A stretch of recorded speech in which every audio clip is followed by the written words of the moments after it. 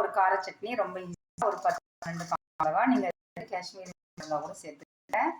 இது கூட வந்துட்டு ஒரு தக்காளி, கொஞ்சம் புளி, கொஞ்சம் கல் உப்பு இதை போட்டு இப்போ நம்ம அரைக்க போகிறோம். இங்கே பாருங்கள், அரைச்சாச்சு. அப்படியே இன்ஸ்டண்ட்டாக சூப்பராக இருக்கும் ஃப்ரெண்ட்ஸ். அரைச்சி எடுத்துட்டேன். இப்போ ஒரு தாளிப்பு கொடுக்கலாம் நம்ம இதுக்கு. பாருங்கள், நான் வந்து ஒரு பேனில் வந்து எண்ணெய் போட்டுக்கிட்டேன். கொஞ்சம் தாராளமாக போட்டுக்கங்க, நல்லா தான் இருக்கும். கடுகு, கொஞ்சம் ஜீரகம், வேர்க்கடலை எண்ணெய் தான் நான் போட்டுருக்கேன். கருவேப்பிலை. இது நமக்கு கொஞ்சம் சூடாக இருக்கணும், ஏன்னா நம்ம ராவாக அரைச்சி வச்சுருந்தோம்னா. நான் கொஞ்சமாக தான் பண்ணியிருக்கேன், அதனால் நான் வந்து கொஞ்சம் கம்மியாக தான் இது பண்ணுறேன். இதை எடுத்து அப்படியே இதில் சாப்பிடுங்க.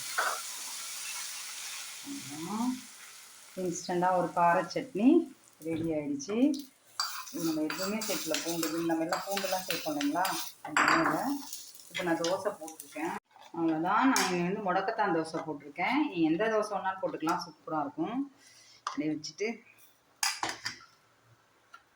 நம்ம தாராளமாக சாப்பிடுங்க. சூப்பராக இருக்கும் ஃப்ரெண்ட்ஸ். ட்ரை பண்ணி பாருங்கள், எப்படி வந்ததுன்னு சொல்லுங்கள்.